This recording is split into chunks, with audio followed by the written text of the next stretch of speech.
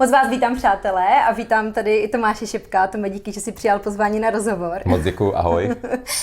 My budeme dneska představovat tvoji knížku, ale ještě předtím, než se k ní dostaneme, tak my jsme si povídali o tom, jakoby, co vlastně za knížku vybrat a tak. A ty jsi hodně mluvil o knížce Přežít, která vlastně úplně původně, jsme se tak před rokem, že už domluvali, která vypadala, že by mohla být jako ta srdcová. A mě by právě zajímalo, proč vlastně tebe ta knížka Přežít v tomhle ohledu jako napadla. Proč je tak jako výjimečná, proč by si ji vlastně měl kdo přečíst?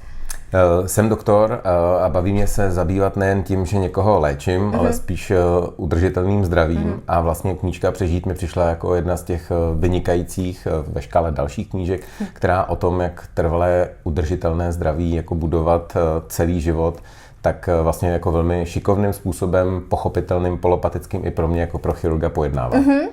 No, ty jsi vlastně říkal, že ono je to vlastně něco, co ty se snažíš v rámci své profese nebo nějaké možná osobní mise jakoby dosáhnout nebo prosadit, možná propagovat? Spíš osobní mise, protože moje profese je poltit lidi na půl a dostat z nich nemoc. A pak je teda zase zašít v ideálním případě zpátky, aby mohli fungovat dál, ale neumím jim vrátit trvalé zdraví. Takže tohle je spíš jako osobní moje mise, nicméně s tou medicínou, s tím řemeslem se pojí. No, já jsem totiž knížku Přežít taky těsně před dočtením, jo, takže mám ji už skoro přečtenou, jak je tlustá, tak je vlastně už skoro přečtená. A mně totiž přijde, že je poměrně dost jako složitě napsaná, už jakoby na laika, mně přijde, že ona je jako skvělá vlastně pro doktory. Jako aby ti doktoři vlastně více méně se to posunuli jako do nějaké jako novodobější medicíny, ale chtěla jsem se právě zeptat na tvůj názor, ale ona je možná jako zkreslený tím, že ty jsi doktor, že?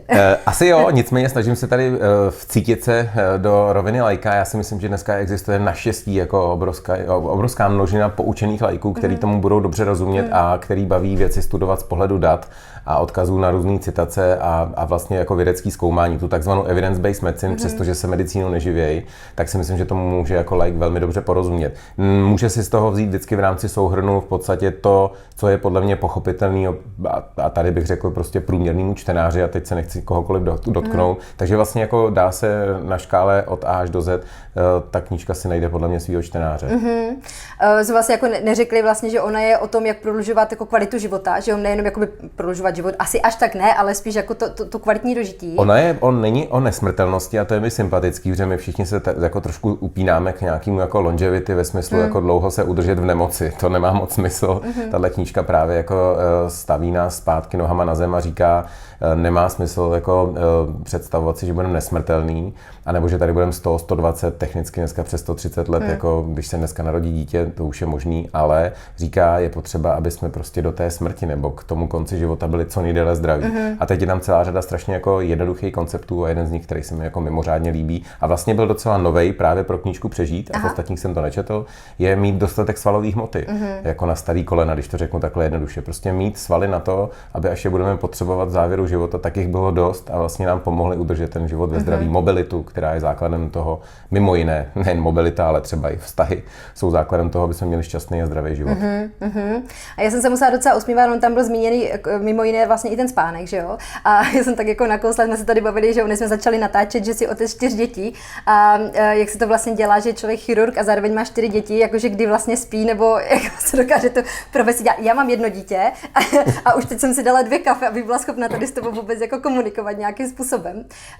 A my možná jako tím volně vplujeme do tvé knížky, takže klidně to bere jako oslí můstek a může se rovnou toho chytit. My se v rámci představení mojí knížky budeme bavit o trvalé neudržitelném vlastně celoživotním fuck-upu. A mezi ně patří mimo jiné to, jak vlastně jako sám hřeším na vlastní zdraví, což je v té knížce podle mě až jako úplně redundantní téma, nicméně dneska ho tady otevíráme, tak prostě já dlouhodobě nespím. A myslím, že při první generaci našich 2 dětí si žena hodně odžila ten spánkový deficit a já jsem se snažil teď to malinko vynahradit a já v něm ještě jako docela jedu. Takže spánková deprivace a pohybovat se, jak se někde teď jsem slyšel, někde v médiích bylo prostě, že matka na rodičovské dovolené se většinou pohybuje několik let jako v mlze, kdy prostě tak jako se snaží tím dnem proplout. Dokonce to byla nějaká kampaň, viděl jsem to vizuálně, jak spí na lůžku u zubaře. Zubař provádí výkon a ona dospává prostě takhle. Mám někdy. Stalo. Jo, tak já tomu, jako teď tomu úplně dobře rozumím. Na rovinu nejsem otcovské na plný úvazek, jenom na part-time a už mi to končí, ale i tohle bylo docela slušně vyčerpávající, takže nespím dobře. Zatím, jednou to určitě vynahradí. Jo, rozhodně.